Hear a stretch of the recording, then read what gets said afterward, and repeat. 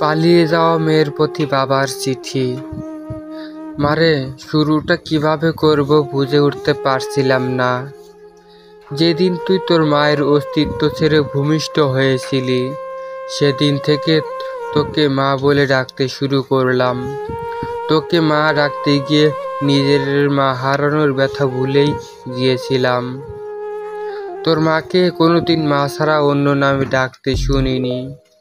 বিদ্যালয়ে প্রথম দিন শিক্ষক তোর নাম জিজ্ঞেস করেছিলেন। তোকে মা বলে ডাকতে ডাকতে তোর ডাক নামটাও ভুলে গিয়েছিলাম। আমি তোর নাম বলতে না পারায় সবাই আমাকে নিয়ে হাসতেছিল। তাই চিঠির উপরে তোর নামের জায়গায় মা লিখেছি। হঠাৎ করে তুই এভাবে চলে যাবি আমি তা বুঝতেই পারিনি। ছেলেটা যেদিন বাইরে ব্যাগ হাতে তোর জন্য অপেক্ষা করেছিল, কখন তুই দরজা খুলে বাইরে বের হয়ে আসবি, আমি তখন ভেতর বসে স্রষ্টার কাছে প্রার্থনা করেছিলাম। আর কতটা ভালোবাসতে পারলে তুই আমাকে ছেড়ে চলে যাবি না। তুই ঘরে বসে ভাবছিলি আজ যেতে না পারলে ছেলেটার কাছে ছোট হয়ে যাবি। আর আমি ভাবছিলাম তুই চলে গেলে সমস্ত পিতৃজাতির কাছে কি করে মুখ দেখাবো। জানিস মা, তুই তোর 3 বছরের ভালোবাসা খুঁজে পেয়েছিস, কিন্তু আমার জীবন থেকে 20 বছরের ভালোবাসা হারিয়ে গেছে। মারে, প্রত্যেকটা বাবা জানে রক্ত পানি করে গড়ে তোলা মেয়েটা একদিন অন্যের ঘরে চলে যাবে। তারপরেও একটু কৃপণতা থাকে না বাবাদের ভেতরে। বাবাদের ভালোবাসা শামুকের খোলসের মতো। মা, বাহিরটা শক্ত হলেও ভেতরটা খুব নরম হয়ে থাকে। বাবারা সন্তানদের কতটা ভালোবাসে তা বোঝাতে পারে না, তবে অনেকটা ভালোবাসতে পারে জানি।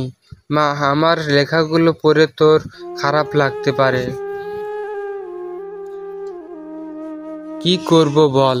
তোরা তো যৌবনে পা রাখার পর চোখ নাক কান সব কিছুরই প্রতি বিবেচনা করে প্রেম করিস, কিন্তু যেদিন জানতে পারলাম তুই তোর মায়ের গর্ভে অবস্থান করেছিস, সেদিন বুঝতে পারিনি তুই কালো না ফর্সা হবি, ল্যাংড়া না বোবা হবি, কোনো কিছুই অপেক্ষা করে নাই। তোর প্রেম পড়েছিলাম তাই এত কিছু লিখলাম। আমি জানি মা, তোদের সব সন্তানদের একটা প্রশ্ন, বাবারা কেন তাদের ভালো লাগাটাকে সহজে মানতে চায় না। উত্তরটা তোর ঘাড়ে তোলা থাকলেও তুই যেদিন মা হবি সেদিন নিজে নিজে উত্তরটা পেয়ে যাবি। তোরা যখন একটা ছেলের হাত ধরে পালিয়ে যাস, তখন ওই ছেলে ছাড়া জীবনে আর কারো প্রয়োজন বোধ করিস না, কিন্তু একটা বাবা বোঝে তার জীবনে নিজের মেয়েটার কতটা প্রয়োজন। যেদিন তোর নানুর কাছে থেকে তোর মাকে গ্রহণ করেছিলাম, সেদিন প্রতিজ্ঞা করেছিলাম যে যদি মেয়ে হয় তাহলে নিজের মেয়েটাকে তার স্বামীর হাতে তুলে দিয়ে কন্যা দানের দায়িত্ব থেকে নিজেকে হালকা করব। তাই তোর প্রতি এত অভিমান। মারে, বাবার উপর রাগ করিস না। তোরা যদি অল্প দিনের ভালোবাসার জন্য ঘর ছেড়ে পালাতে পারিস, তবে আমরা 20 বছরের ভালোবাসার জন্য বেপরোয়া হব না কেন?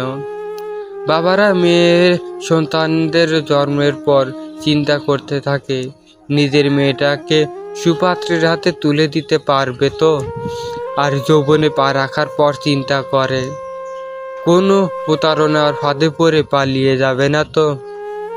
তাই মেয়েদের প্রতি প্রত্যেকটা বাবার এতটা নজরদারি। যদি মন কাঁধে চলে আসিস, বুক পেতে দেব। হয়তো তোর মায়ের মতো তোকে পেটে ধরি, তবে পিঠে ধরার যন্ত্রণা সহ্য করতে পারছি না।